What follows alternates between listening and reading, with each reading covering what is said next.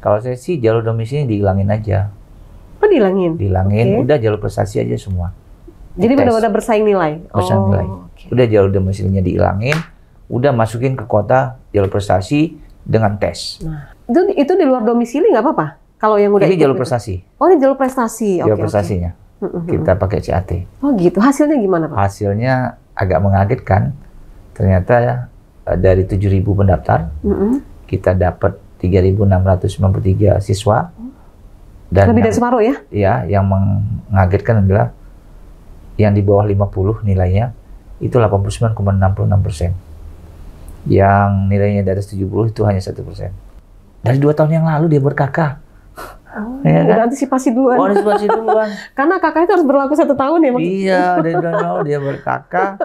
Tapi dia salah.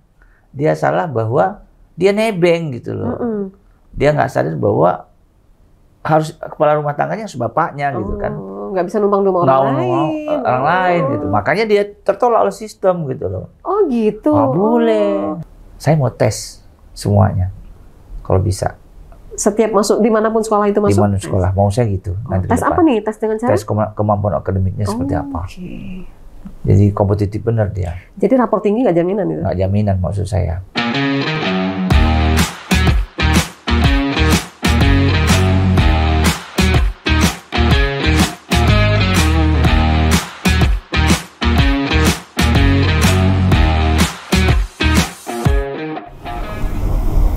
Assalamualaikum warahmatullahi wabarakatuh. Tabib pun.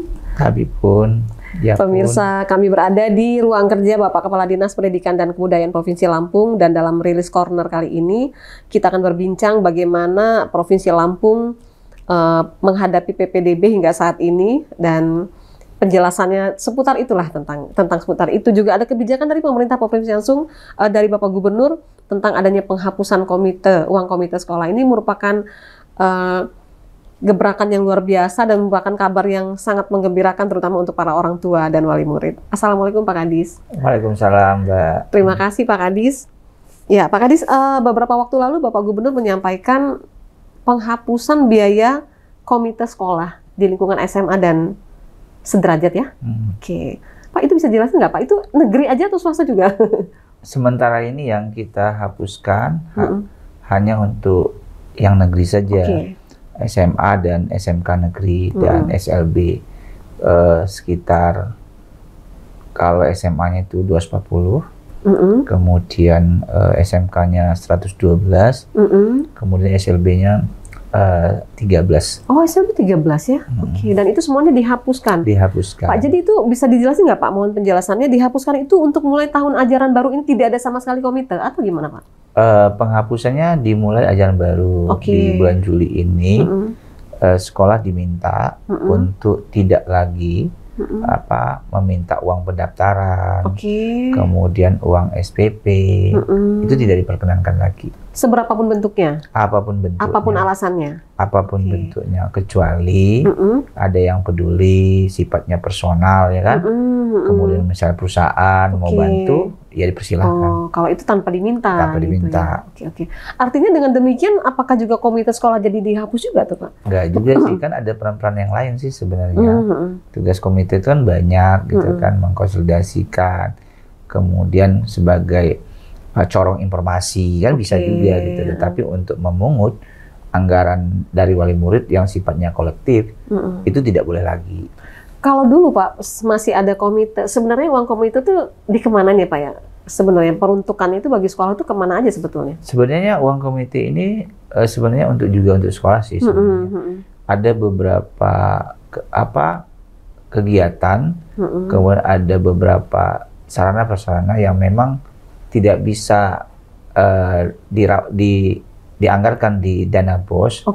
Nah, komite lah yang menjawabnya, artinya kan misalnya pengadaan paving block, perbaikan misalnya pengadaan kamar mandi gitu kan, mungkin nggak dianggarkan di dana BOS, nah itu dianggarkan oleh komite, misalnya bangun masjid, atau buat apa taman, gitu kan, ekskul, ya kan gitu. Nah inilah yang komite meminta kepada wali murid itu. Nah jika dalam satu sekolah itu mereka masih pengen melakukan sesuatu, boleh nggak antar beberapa wali murid aja atau gimana tuh, boleh nggak Pak selain yang Bapak sampaikan tadi? Intinya kalau personal, ya kan, itu masih diizinkan. Masih diizinkan. Yang nggak boleh itu kan mengumpulkan wali murid, kemudian mewajibkannya untuk sumbangan. Memutuskan berapa gitu ya. Angkanya sama, nggak boleh. Kalau memang ada 1-2 ternyata mau, intinya peduli terhadap lingkungan sekolah, ya kita perkenankan, boleh. Apakah untuk anggaran pendidikan di Provinsi Lampung memang ditambah Pak? Artinya gini, dengan dihapuskannya komite otomatis mereka jadi nggak bisa ngapa-ngapain kan ya? Itu gimana Pak? Insya Allah Pak Gubernur sudah punya perencanaan anggaran di tahun depan. Insya Allah akan disupport oleh APBD terkait dengan operasional sekolah yang mungkin tidak dianggarkan di dana BOS. Oh gitu. Nah, misal nih ada sekolah yang melakukan pungutan tidak ada komite dengan apalah namanya gitu, itu akan ada sanksi nggak Pak? Oh iya, nggak boleh nih. Ini udah tegas nih perintahnya. Ini tegas, tak boleh. Apapun alasannya. Apapun alasan itu, nggak boleh. Jikapun misalnya ada ruangan yang bocor atau gimana yang perlu diperbaiki, mereka harus gimana jadi? Ya, koordinasi kan dengan dinas pendidikan. Ya, kita kan punya skema nanti. Alhamdulillah Pak Gubernur terkait dengan CSR ya akan fokus untuk pendidikan. Kemudian ada beberapa slot anggaran mungkin nanti ke depan untuk perbaikan sekolah kan gitu. Intinya Pak Gubernur ini punya keinginan bahwa dia punya ekspektasi tinggi bagaimana meningkatkan kualitas pendidikan di Provinsi Lampung. Ya, karena selama ini memang keluhan soal komite itu cukup setiap tahun selalu ya Pak. Ya, kan banyak warga yang nggak mampu. Kan. Nah ini yang perlu. Dan semakin sekolah itu dianggap unggulan, maka komitenya semakin besar itu Pak. Iya, betul. Iya. Nah saya sekarang mau nanya tentang sekolah unggulan Pak. Kalau kita ada sekolah unggul apa unggulan gitu namanya di Lampung? Ada sekolah unggul, ada 35 sekolah unggul di Provinsi Lampung.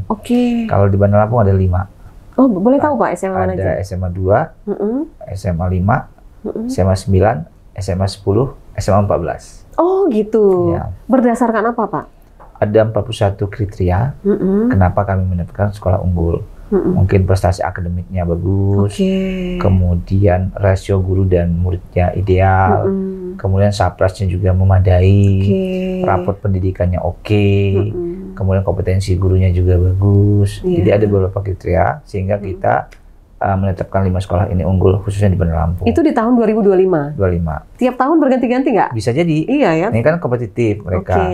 Mereka bersaing, tahun depan kita cek lagi. Kalau memang ternyata yang 5 ini tidak bisa mempertahankan keunggulannya, ya kita ganti dengan sekolah yang bisa ditimpa sama sekolah lain gitu ya. Terus gini Pak, apa yang membedakan sekolah unggulan tadi dengan sekolah lain Pak? Ada nggak perlakuan yang beda atau apa gitu yang beda? Untuk sementara ini kemarin dari penerimaan siswa, kita tes TKA, tes kompetensi akademik khusus SMA unggul. Jadi bukan hanya basis raport, tapi kita uji dengan tes kompetensi akademiknya CAT. Kita CAT, pakai CAT. Gitu. Sehingga kita dapat siswa-siswa yang kompeten lah. Oh gitu. Itu di luar domisili nggak apa-apa? Kalau yang udah ini jalur prestasi. Oh ini jalur prestasi. Jalur prestasinya. Kita pakai CAT. Oh gitu. Hasilnya gimana Pak? Hasilnya agak mengagetkan. Ternyata dari 7.000 pendaftar, kita dapat 3.693 siswa. Dan lebih dari separuh ya? Iya, yang mengagetkan adalah yang di bawah 50 nilainya itu 89,66%. Yang nilainya di atas 70 itu hanya 1%. Nah, jadi ternyata selama ini, mohon maaf saya tidak menyalahkan siapa-siapa, ya kan mungkin karena kedekatan ya. Kalau kata Pak Menteri, sedekah nilai lah. Ya sedekah nilai sehingga rapotnya tinggi-tinggi. Karena orang berpikir kan dulu kalau masuk SMA unggul itu nilainya harus sekian. Jadi dia berdekatan dengan gurunya gimana. Dan rapotnya udah diatur tuh dari semester 2. Dari SMP udah mulai, mungkin ya nggak semua ya. Mungkin ada begitu. Ya, mungkin begitu. Tapi ternyata sehingga pada saat tes kompetensi yang sesungguhnya nggak linear. Ternyata ini jadi PR nggak nih Pak buat dinas pendidikan nih akhirnya? Jadi PR karena ke depan kalau dulu kan gini, kita mau masuk sekolah bagus itu kan belajarnya mati-matian. Betul. Bimbel, nggak tidur. Betul. Hari ini kan enggak. Iya. Kayak domisili aja, kayak zonasi saja. Dia mau belajar, mau enggak, mau pinter, enggak. Pasti terima. Yang penting dekat sekolah, terima. Iya. Ya kan, ini yang harus kita perbaiki sesungguhnya gitu loh. Oke lah kita mengakomodir, tetapi kita juga harus menilaikan. Jangan sampai kualitas pendidikan kita semakin lama semakin turun. Iya. Di atas kertas sih bagus gitu ya. Bagus, gitu loh. Ternyata pas diuji kompetensinya. Sekarang ini kan jujur saja kalau kemarin itu kan orang berlomba-lomba ngerubah kakak. Iya betul. Orang berlomba-lomba nitip kakak. Iya. Numpang kakak ya. Investasi rumah mungkin sampai beli rumah mungkin dekat sekolah lah kan gitu kan. Saking inginnya anaknya sekolah di situ gitu loh. Nah, karena apa? Karena rekrutmennya adalah berdasarkan kedekatan di sekolah, kedekatan dengan sekolah. Jadi semua orang bayangkan ada, mohon maaf nih, dari 2 tahun yang lalu dia berkakak. Ya kan? Udah antisipasi duluan. Oh, antisipasi duluan. Karena kakak itu harus berlaku 1 tahun ya maksudnya. Iya, dari 2 tahun dia berkakak, tapi dia salah. Dia salah bahwa dia nebeng gitu loh. Dia nggak sadar bahwa harus kepala rumah tangganya harus bapaknya gitu kan. Nggak bisa numpang di rumah orang lain gitu. Makanya dia tertolak oleh sistem gitu loh. Oh gitu. Oh boleh. Iya. Jadi inilah yang terjadi gitu loh. Makanya karena masyarakatnya nggak siap, ya banyak protes. Betul. Banyak protes kan. Ya tapi kami selaku Dinas Pendidikan ya tegak lurus dengan aturan. Terlepas Juknis itu belum sempurna, masih ada kekurangannya, kami harus tegak lurus terkait dengan aturan. Kalaupun nanti ada aspirasi, ya kita teruskan untuk perbaikan sistem penerimaan siswa baru tahun depan. Kan gitu loh. Bedanya zonasi dengan domisili apa sih Pak? Kalau zonasi itu, dia nggak ngelihat nilai. Dia hanya melihat kedekatan ke sekolah, jarak. Mau dia bodoh, mau dia pintar, mau dia cerdas atau tidak, itu nggak dilihat. Siapa yang paling dekat sekolah, itu yang diterima. Nah, kalau domisili ini, itu hanya syarat. Syarat untuk mendaftar. Yang ditunjukkan dengan kakak. Kan misalnya Bandar Lampung, SMA 2 itu ada zonanya. Yang boleh daftar itu misalnya Kecamatan Kedaton. Oh, tetap ada zonanya ya? Ya, Kecamatan Kedaton, Tanjung Karang Pusat, Enggal, misalnya kan, Kedamaian. Nah, dia harus menunjukkan domisilinya di 4 kecamatan ini gitu loh, boleh mendaftar gitu. Di luar kecamatan nggak boleh daftar. Tetapi proses penerimaannya dari nilai rapot, nilai SKL gitu loh. Bukan berarti domisili situ terus pasti diterima. Enggak. Hanya syarat saja. Karena zonanya ditetapkan. Zonanya udah benar, tinggal nanti nilainya bersaing gitu loh. Nah, di luar kecamatan Tanjung Karang Pusat, misalnya Kemiling itu nggak boleh daftar dia jalur domisili. Nah, zonanya SMA Kemiling itu mungkin yang SMA Plus nih, Kemiling, Raja Basah misalnya, boleh daftar gitu. Ditunjukin dengan KTP dan KK. Berdasarkan domisili gitu-gitu loh. Berarti kalau dibandingkan dengan jalur zonasi ini lebih melegakan lah ya. Kalau zonasi kan benar-benar menyiksa. Sebenarnya ini fair. Lebih fair ya? Lebih fair ini. Ini lebih bagus sebenarnya. Ini lebih oke nih. Cuman memang ada beberapa teman-teman yang mungkin ya kecewa. Tapi wajar. Karena memang begini loh. Sekolah daya tampung kita kan nggak sesuai dengan jumlah pendaftar. Iya. Jadi pasti akan ada yang kecewa. Tambah lagi ada anak-anak yang mau menggeruduk hanya beberapa sekolah aja yang Jadi kuotanya sekian, ternyata pendaftarnya lebih banyak. Ya kan, supaya adil ya diatur dengan Juknis. Misalnya kuotanya 10, yang daftar misalnya 20, pastikan yang kecewa 10, karena nggak masuk. Supaya adil ya kita atur dengan Juknis. Nah, kita tegak lurus dengan Juknis itu. Nah, ini yang orang nggak bisa memahami gitu loh. Nah, kalaupun nanti ternyata ada kesalahan dengan pelaksanaannya, kecurangan, ya laporkan. Kami tindak gitu loh. Kalau kami melenceng dari Juknis tersebut gitu loh. Sejauh ini gimana? Tapi kalau kami mau mengakali Juknis itu kami nggak berani. Ya sejauh ini ya alhamdulillah nggak ada. Ada laporan, mohon maaf. Tapi nggak saya buka saja ini. Yang memasukkan surat tugas, kemudian ada yang memalsukan SKL, surat lulus, itu kita diskualifikasi. Bisa ketahuan ya? Oh, ketahuan. Ada beberapa, ada di Kota Bumi, ada di SMA 9, ya kan? Ada. Oh, ketahuan. Dan itu benar-benar tertolak? Wah, kita diskualifikasi. Enggak, terverifikasi. Awalnya? Iya, terverifikasi. Cuman ada report, kita investigasi, ternyata betul. Kita diskualifikasi. Bisa mencoreng itu soalnya? Ya, nggak boleh. Kita tegak lurus nih. Kalau dulu kan ada bina lingkungan atau billing gitu-gitu ya. Sekarang apa Pak namanya tuh? Afirmasi ya? Kalau billing itu sekarang ini kan jalur afirmasi. Afirmasi ini kan warga tidak mampu. Tapi harus dibuktikan dengan kartu Indonesia Pintar. Atau PKH. KIP. Yang aktif ya. Karena kalau kita klik, itu kan kita punya sistem tuh. Terdeteksi dia aktif Terdeteksi dia tidak aktif, dia terdaftar atau tidak.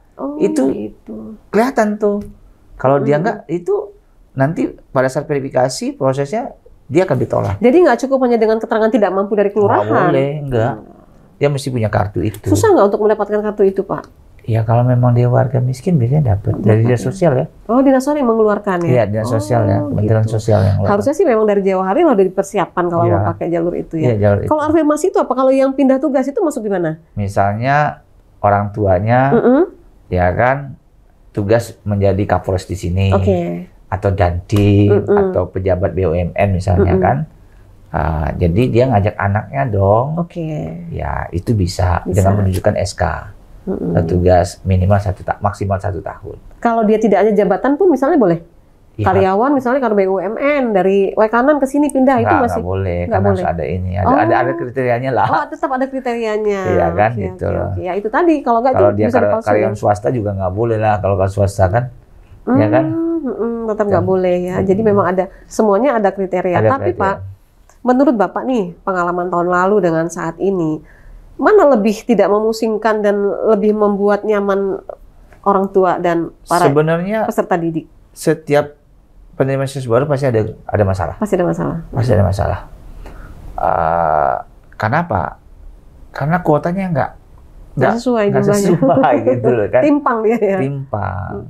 Makanya Pak Gubernur tahun ini alhamdulillah mau bangun 4 sekolah dulu. 4 sekolah? Iya. Ada di Lampung Timur, kemudian ada di Tulang Bawang, ada di Kota Bumi, ada di pesisir barat. Saya lagi juga nyari lagi lahan nih. Apakah di Bandar Lampung ada? Kemudian tadi saya ngobrol dengan Bupati Lampung Tengah juga. Ada nggak sih Mas tanah? Nanti kita bangunin gitu loh. Ini kita cari supaya ke depan kita tambah infrastrukturnya gitu. Yang bisa mengakomodir tadi. Iya, gitu loh. Baru-baru ini juga di pemerintahan cukup ramai itu soal penambahan kuota dan itu gimana Pak penjelasannya? SMA 2 ya kalau nggak salah ya? Kan itu gini, kuota SMA 2 itu kalau nggak salah 420. Itu jalur apa tuh? Total semua jalur. Total, jalur prestasinya kalau nggak salah 125. Kemudian jalur afirmasinya 126 kalau nggak salah ya. Selebihnya yang domisili dan lain-lain gitu. Nah, jalur afirmasi ini ternyata pendaftarnya cuma 50. Padahal kuotanya 126. Nah, otomatis nggak terisi kan?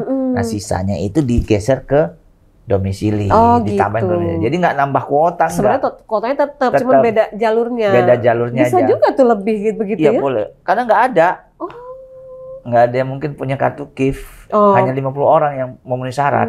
Mungkin terganjal di situ mungkin ya. Kalau peserta pasti banyak gitu, mau. Kalau yang mau daftar pasti banyak. Banyak, tapi kan persyaratannya nggak lengkap.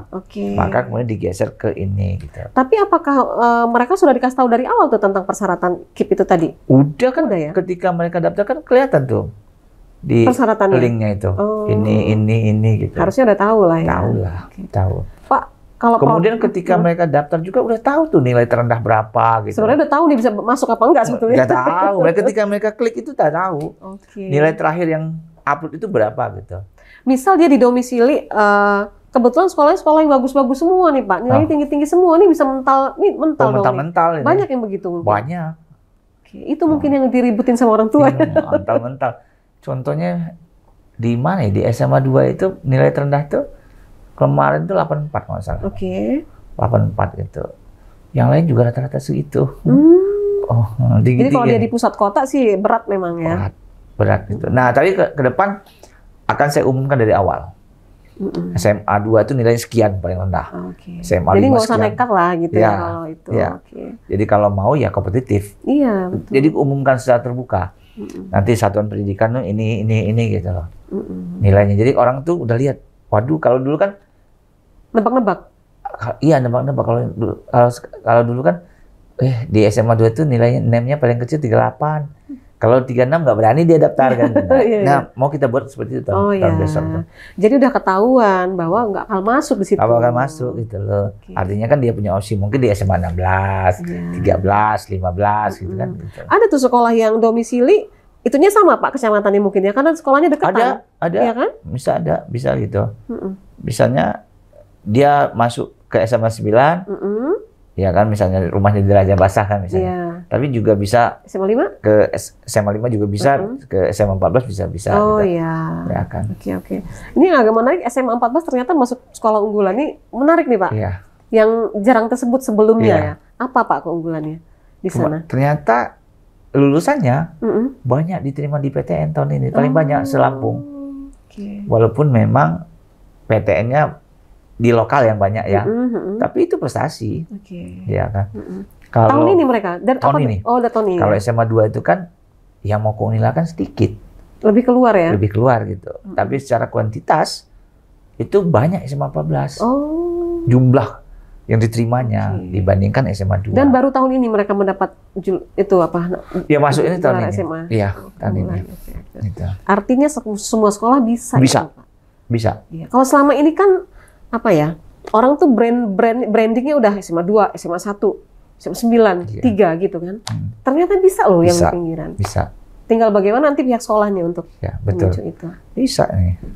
Apa yang nggak bisa?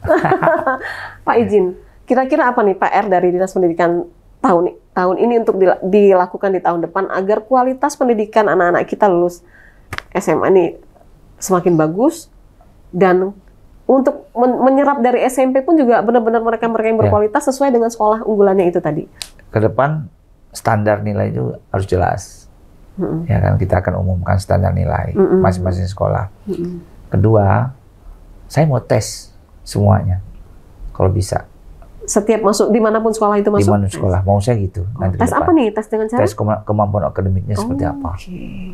Jadi kompetitif benar dia. Jadi rapor tinggi nggak jaminan itu? Nggak jaminan maksud saya. Kita sepakat itu dulu. Kalau mau oke. Jadi basisnya adalah kompetensi. Rapor itu hanya syarat. Hanya syarat masuknya saja. Mau saya. Mau saya begitu. Tapi kelulusan itu berdasarkan hasil tesnya. Gitu maksud. Kalau maunya saya ya. Tapi nanti kan tergantung kementerian. Gitu. Tapi itu dijual di luar jalur afirmasi tadi dan prestasi. Ya kalau afirmasi oke lah. Udah satu inilah kita ya, toleransi lah itu ya. Toleransi bahwa yang penting dia desil 1, desil 2 dibuktikan dengan KIP. Clear lah itu. Berapa persen sih Pak setiap sekolah itu afirmasi itu? 30. Gede juga ya? 30%. Oh tapi itu pembagian yang KIP sama yang pindah tugas enggak? Iya, pindah tugas 5%. Oh 5%. Kalau prestasi 35. Kemudian domisili 30. Gede juga sebetulnya itu. Ya gede juga. Tapi ini kayaknya tahun ini kita dapatkan yang oke-oke nih. Hasilnya mudah-mudahan objektif ini. Walaupun ini bukan percobaan sih ya, pergantian dari tahun lalu, tapi sempat tantangannya lumayan juga Pak. Ini pada protes orang. Kemarin ada beberapa yang protes, Pak? Protes karena marah. Kok jarak rumah saya dekat kok nggak diterima? Gitu loh. Ya kita jelaskan bahwa sistemnya berubah. Bukan zonasi. Bukan zonasi. Kalau domisili udah nggak bisa Pak ya? Ada kemarin di satu kabupaten datang ke sini, depan rumahnya sekolah itu nggak terima. Domisili masuk, nilainya nggak masuk. Domisilinya masuk depan rumah, tapi nilainya nggak masuk. Ya minta tolong ya nggak bisa, karena memang juknisnya demikian, gitu loh. Juknisnya demikian gitu loh. Nggak bisa kita ketika saya bantu masuk. Viral saya. Oh iya. Karena banyak yang minta bantu juga. Karena kelihatan tuh. Secara online kelihatan. Ya, tapi memang itulah tekanannya banyak. Menjalankan sesuatu yang benar itu memang tekanannya banyak. Tapi udahlah bismillah aja. Lillahi ta'ala aja udah. Mudah-mudahan Pak diawali dengan tantangan ini. Oh ya Pak, satu lagi sebelum kita tutup Pak. Kita sempat dengar juga ada istilah cuci rapor itu Pak. Hah? Itu gimana sih Pak? Cuci rapor. Jadi rapornya itu dia masuk dari SMP ke SMA yang dituju itu dibersihin dulu nih sama pihak sekolah. Masuklah akhirnya. Jadi gini, yang jadi masalah itu kadang-kadang yang bisa dirubah itu rapor digital. Kalau dia punya buku induk enggak. Dia harus pasti ada tip ekan kan, coretan. Dia manual dia kalau itu ya? Nah, itu manual yang bagus. Nah, kalau yang digital ini yang bahaya. Bisa dirubah malah ya? Bisa dirubah. Gitu loh. Makanya kemarin ada tuh. Dia ngerubah SKL-nya. Tapi dia nggak rubah rapotnya. Jadi nggak sinkron dia? Nggak sinkron dia. Ya ketahuan dia dis. Itu loh. Ya kalau mau coba-coba main curang ya harus benar-benar. Buktinya tadi SKL-nya dirubah, rapornya nggak ketahuan. Ketahuan dia. Yang aslinya rapornya? Iya, yang ngasih tahu itu temennya sendiri. Yang info ke Facebook ya. Rame jadi. Rame. Mungkin temennya nggak terima tuh. Iya, kan kita nggak bisa bohong hari ini. Temennya tahu, papa itu kok nilainya kecil kok bisa terima gitu. Mah itu kayak gitu. Adanya media sosial juga membantu juga untuk mengungkapkan ya Pak? Mengungkapkan itu. Itu WA ke saya itu, ini Pak di sini ya kita investasi sebenarnya kita coret. Pak Kadis sepertinya sudah cukup nih penjelasan Pak Kadis tentang PPDB, tentang sekolah unggulan, tentang dihapuskannya uang komite di Provinsi Lampung. Ini mudah-mudahan obrolan kita hari ini bisa menjadi pencerahan yang baik untuk para pemirsa, khususnya pada para orang tua dan peserta didik yang belum paham gitu. Kenapa dia nggak diterima, protes gitu kan? Mungkin ada yang tadi abang bilang sekolahnya di depan rumah ternyata nggak terima karena nilainya nggak masuk. Itu sebenarnya tragis sebetulnya. Tapi gimana? Karena nilai tadi kan? Iya. Karena memang juknisnya mengatakan demikian. Sebenarnya Pak Kadis sendiri melakukan ini sebenarnya banyak tekanan juga. Pasti ya. Pasti dalam tanda kutip lah. Tapi itulah risiko ya. Saya sadar bahwa menjalankan yang benar ini pasti ada yang kecewa. Tapi ada risiko pekerjaan. Udah ikhlas saja lah. Demi kebaikan. Iya. Demi menegakkan aturan itu ya. Iya, karena kalau kan itu kan kepentingan pribadi. Saya ini kan juknisnya kan kepentingan banyak orang. Masa kepentingan banyak orang saya mesti dikalahkan oleh kepentingan pribadi. Kalau kepentingan pribadi saya akomodir, yang banyak orang ini lebih bahaya juga, nggak ketahan nanti orang akan melakukan ini kan protesnya. Jadi udah nggak ada lagi lah celah untuk mau titip-titipan atau rekomendasi juga berlaku, nggak berlaku nih. Nggak berlaku lagi. Jadi harapan abang nih dengan adanya aturan baru ini dalam PPDB dimulai tahun ini apa? Kalau saya sih jalur domisili dihilangin aja. Dihilangin? Udah jalur prestasi aja semua. Jadi benar-benar bersaing nilai? Bersaing nilai. Udah jalur domisilinya dihilangin, udah masukin ke kota jalur prestasi dengan tes. Jadi benar-benar ketahuan itu. Udah, itu aja deh. Benar-benar objektif. Ya, objektif. Tapi standar nilainya jelas. Standar nilainya jelas. Masing-masing sekolah beda-beda lah. Beda-beda standar nilainya. Itu aja. Baiklah. Untuk sementara kita jalanin dulu yang ini, sistem yang sekarang ini. Dan mudah-mudahan ke depan akan lebih baik. Lebih menunjukkan benar-benar kemampuan kualitas bukan kuantitas dari si anak didik ini. Gitu ya. Terima kasih Pak Kadis waktunya. Sama-sama Mbak. Sukses selalu, sehat selalu. Pemirsa, demikianlah obrolan saya bersama Kepala Dinas Pendidikan dan Kebudayaan Provinsi Lampung Bapak Thomas Americo, SSTP MH. Semoga ini bermanfaat buat Anda dan saya Novi Balga mewakili kerabat kerja undur diri. Sampai jumpa dan wassalamualaikum warahmatullahi wabarakatuh. Terima kasih Pak Kadis. Terima kasih.